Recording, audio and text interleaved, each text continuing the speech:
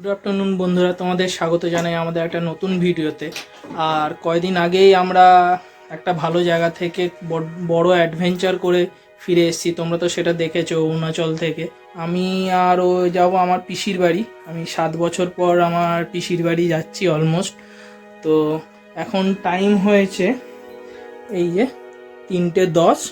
তো আমরা এই সময় বেরোচ্ছি। আর আমার পিসির বাড়ি হলো সারেঙ্গায়। তো প্রত্যেকবারই সাধারণত আমি ট্রেনে যাই, গিয়ে গঙ্গা নদী ক্রস করে তারপর পিসির বাড়ি যাই। তো এবার আমরা যাব হলো বাইকে। এই ফার্স্ট টাইম আমি বাই রোড যাব পিসির বাড়ি। আর যাওয়ার পথে দুটো ভালো পিকনিক স্পট পড়বে। তো সেই দুটো জায়গা তোমরা চেনো, তবুও একবার ভালোভাবে আমরা দেখিয়ে দেবো। ভিতরে ঢুকবো না, বাইরে থেকে দেখিয়ে দেবো। তো এখানে ও রেডি হয়ে গেছে, মানে ও রেডি হয়ে, আর আমিও এখানে রেডি হয়ে আছি। তো লাগেজ টাগেজ সব রেডি করে নিয়েছি। তো বাইকে লাগেজগুলো লাগাই, তারপরে তোমাদের সাথে মোটর সেটআপে দেখা হচ্ছে। চলে এসেছি আমরা পাটুলি, পিএম বাইপাস পাটুলি। আর এত দেরি করে বেরিয়েছি, তবুও কত জ্যাম দেখো, কত গাড়ির রাশ। আর বাঁদিকে আমাদের ফেমাস পাটুলি, খুব সুন্দর করে সাজানো। আর ওইদিকে একটা ছোট দক্ষিণেশ্বরের মন্দির বানানো আছে। আর আমরা যেখানে যাব, আমি তো শুরুতেই বললাম যে পিসির বাড়ি সারেঙ্গা যাব।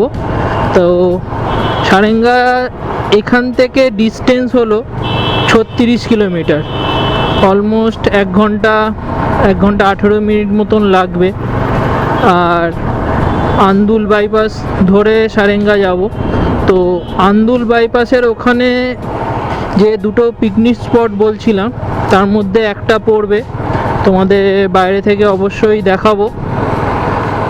আর একটা পড়বে এই কলকাতার মধ্যেই, সেটাও দেখাবো। তো চলো। আর যেটা বলার সেটা হলো, আমার ফিউল শেষ হয়ে গেছিলো, তো সেটা ফিউল আপও করতে হবে। সেগুলো কমপ্লিট করে তোমাদের সঙ্গে আবার দেখা হবে। আর যথেষ্ট এখন টাইম, যেটা মানে টাইম বলতে নভেম্বরের 2nd অফ নভেম্বর। তো সেই কারণে এখন ওয়েদারও একটু ঠান্ডা হয়ে গেছে। 3টে 3:30 বাজতে যায়। তো এই টাইমেও কিন্তু রোদ অতটা গায়ে লাগছে না, বেশ ঠান্ডা ওয়েদার। আর চালাতেও বেশ ভালো লাগছে।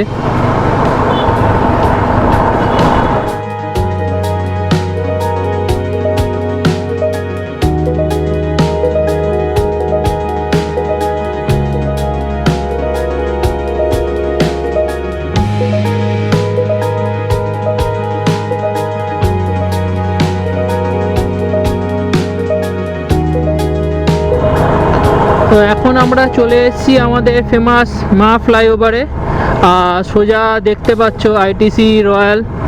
খুব সুন্দর একটা, কি বলবো, হোটেল বলো, রেস্টুরেন্ট বলো। আর বাঁদিকে আমাদের সূর্যি মামা। আর এইটা হলো যেটা কথা বলছিলাম, যে দুটো তোমাদের পিকনিক স্পট দেখাবো, তার মধ্যে একটা হলো এই বাঁদিকে সায়েন্স সিটি। খুব সুন্দর জায়গা। শীতকালে কিন্তু তোমাদের বেস্ট পিকনিক স্পটের মধ্যে, কলকাতার যে বেস্ট পিকনিক স্পট আছে তার মধ্যে একটা এই সায়েন্স সিটি। এখানে প্রচুর রাইড আছে, প্রচুর দেখার জিনিস আছে। তো শীতকালে অবশ্যই তোমরা এখানে পিকনিক করতে আসতে পারো, ছুটির দিনে যে, বা কোনো সানডেতে বা কোনো হলিডেতে খুব এনজয় করতে পারবে। খুব ভালো জায়গা। আর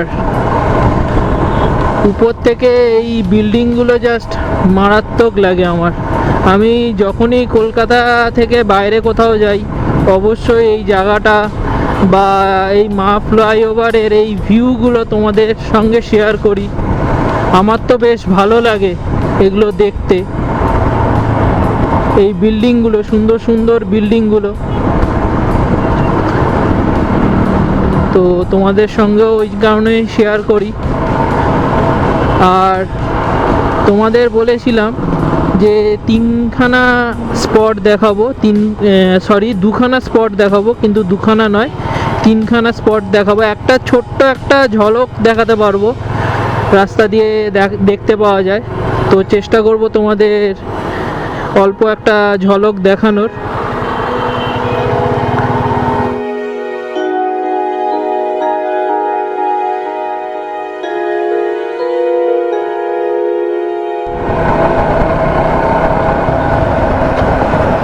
তো আমাদের ডান দিকে, জানি না ক্যামেরায় কতটা দেখতে পাচ্ছ, আর একটা শীতকালের বেস্ট কলকাতার পিকনিক স্পট হলো ভিক্টোরিয়ার মেমোরিয়াল।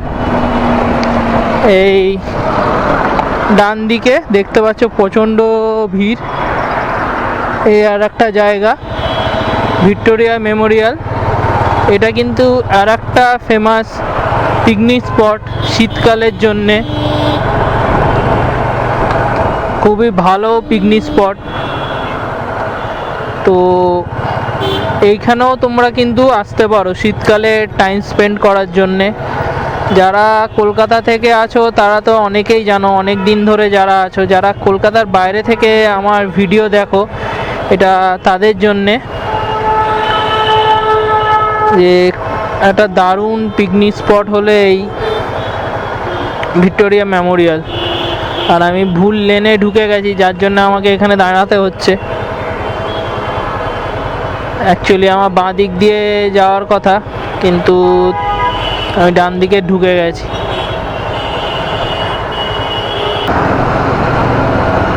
তো আমরা চলে এসেছি সেকেন্ড হুগলি ব্রিজের কাছে। আর এখানে ব্রিজের উপর কাজ হচ্ছে, কি সুন্দর লাগছে ব্রিজটা। আর বাঁ দিকে সূর্যি মামা আস্তে আস্তে অস্ত যাচ্ছে।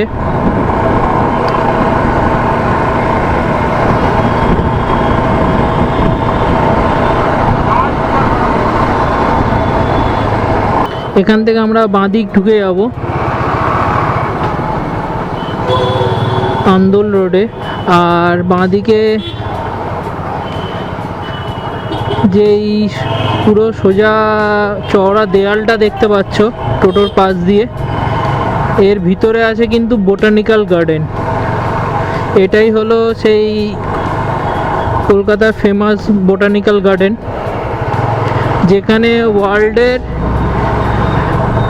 লার্জেস্ট ওল্ডেস্ট বট গাছ কিন্তু এইখানেই। আর শীতকালের one of the best picnic spot কিন্তু এইটা, খুব সুন্দর জায়গা। যারা গাছের প্রেমী তারা অবশ্যই এইখানে আসতে পারো। আমি অনেক ছোটোবেলায় একবার এসেছিলাম মা বাবার সঙ্গে, তারপর একবারও সেরমভাবে এই জায়গাগুলো আসা হয়নি। তো চেষ্টা করব যে একবার এইগুলোতে আসা, তোমাদেরও দেখানো। খুব সুন্দর জায়গা।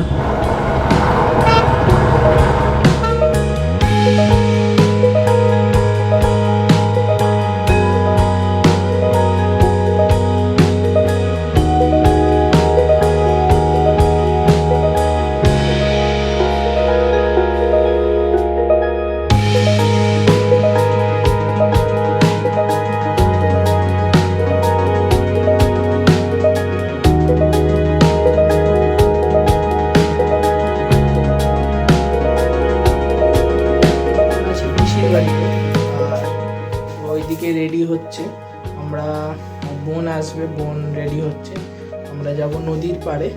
তো এখন টাইম 4:20, ঘুমিয়ে পড়েছিলাম, একটু দেরি হয়ে গেছে। চলো তারপরে ওখানে গিয়ে নদীর পাড় কীরকম আর ওখানকার ভিউটা কীরকম সেটা তোমাদের দেখাচ্ছি। যেখানে আমরা হাঁটতে হাঁটতে যাচ্ছি এখন নদীর পাড়ে।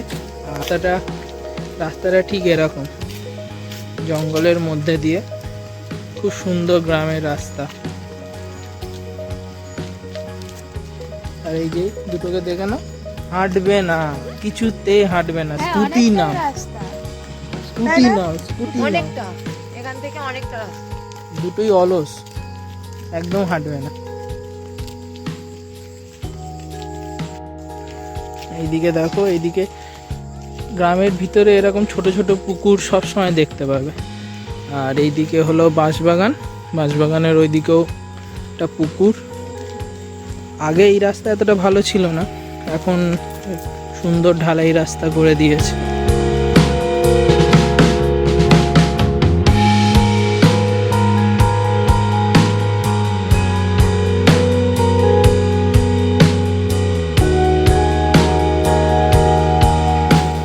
কালোকে তো কালোই লাগবে, আবার কি ফর্সা লাগবে নাকি? মনে পড়ছে, এখন বেরিয়ে মনে পড়ছে। এই যে চলে এসছি নদীর পার, সামনেই নদী।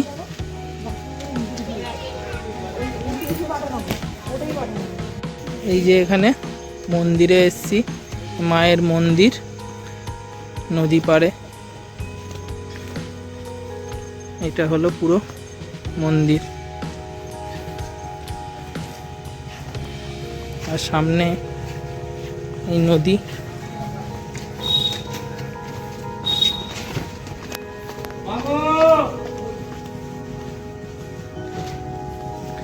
সামনে ওইদিকে দেখো জাহাজ যাচ্ছে।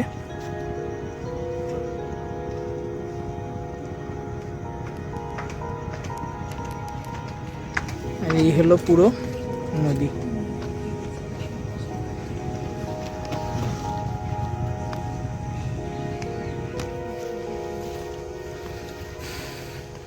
এই মা সামনে,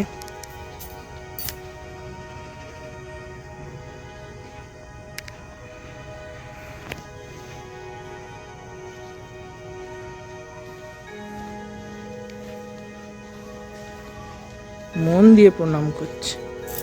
আর একজন ফাঁকি মারছে, ফাঁকিবাজ। আমিও ফাঁকি মারছি এখানে ক্যামেরা নিয়ে।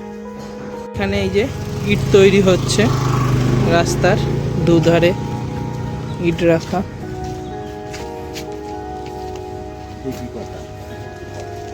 এটা হলো ইটের ভেড়ি।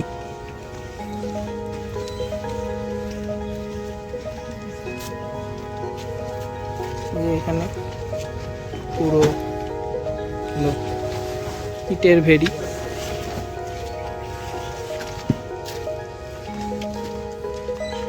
বোন আমাদের নিয়ে ঘোরাচ্ছে।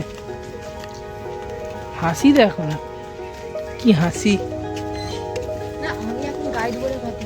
হ্যাঁ, বড় গাইড। আমি এখন গাইড, তো আমার তো এখন হাসি হবে। কিন্তু ফ্রি গাইড, কোনো পেমেন্ট পাবে না। দিতে হবে না আমার।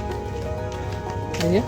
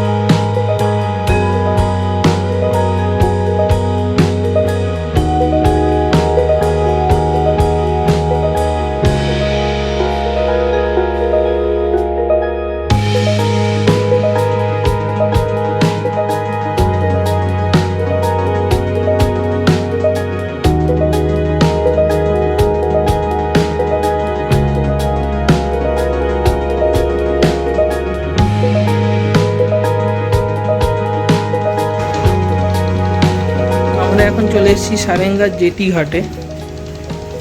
আগে এটা এতটা এমনি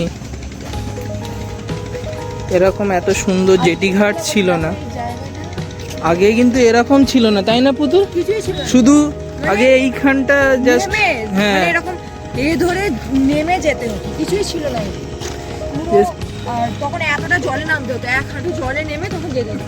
এখন এত সুন্দর জেটি ঘাট হয়েছে। কি সুন্দর জেটি ঘাট হয়ে গেছে। এখানে নৌকা আসে, আর মানে গাড়ি নিয়ে তোমরা যদি গাড়ি নিয়ে আসো তাও কোনো প্রবলেম নেই, এখান দিয়ে ডাইরেক্ট গাড়ি পারাপার হয়ে যায়। মানে পুরো চেঞ্জ হয়ে গেছে। যদিও এখানে আসতে একটু লেট হয়েছে, তার জন্য দায়ী এই দুটো এ বাবা পড়ে যাবো। এই দুটোর জন্য অন্ধকার হয়ে গেছে, যার জন্য তোমরা ঠিক মতন ভিউ পাচ্ছ না। আলোটা দেখা যাচ্ছে, লাইটের আলো দেখা যায়। এই দুটোকে বললাম যে 4টের সময় যাই না, একটু ঘুমিয়ে নিই তারপর যাব। সেই জন্য দুটো এত সুন্দর আলোটা দেখা যাচ্ছে। খুব সুন্দর পরিবেশ, যদি আর একটু আলো থাকতো তোমাদের খুব সুন্দর একটা ভিউ দেখাতে পারতাম। মানে বোট এসছে,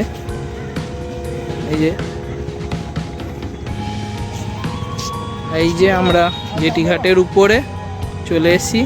আর ওই পারটা হলো বাটানগর, ওইদিকে যে বড় বড় বিল্ডিংগুলো দেখছো। রাতে সেরকম একটা ভালো তো ভিউ আসবে না। খুব সুন্দর, দারুণ জায়গা, মানে পিকনিকের জন্য আইডিয়াল স্পট শীতকালে। তো চলে এসেছি রুমে, মেলা টেলা ঘুরে ওখানে নদীর পাশে কিছুক্ষণ সময় কাটিয়ে। তো আর তো রাতের অন্ধকারে সেরকম কিছু দেখার নেই। আর কালকে সকালবেলাতেই আমরা বেরিয়ে যাব সেম রাস্তায় গিয়ে আমার কাজে জয়েন করতে হবে। তো তোমার এই যে ছোট্ট একটা ভিডিও কীরকম লাগলো সেটা তোমরা অবশ্যই কমেন্ট করে জানাবে। তোমাদের কমেন্টটা আমাদের জন্য খুবই ইম্পর্টেন্ট। আর যদি ভিডিওটা ভালো লেগে থাকে তাহলে একটা লাইক করে দেবে। আর ওইখানে জল খাচ্ছে। তো দেখা হবে আবার একটা নতুন ভিডিওতে। Tata, good night. আর অবশ্যই কিন্তু জানাবে যে এই ছোট্ট সারেঙ্গার এই ছোট ভিডিওটা, এই গ্রামের ছোট্ট ছোট যে সিনারিগুলো সেটা তোমাদের কীরকম লাগলো। তো দেখা হচ্ছে একটা নতুন জায়গায় নতুন ভিডিওতে। Tata, good night.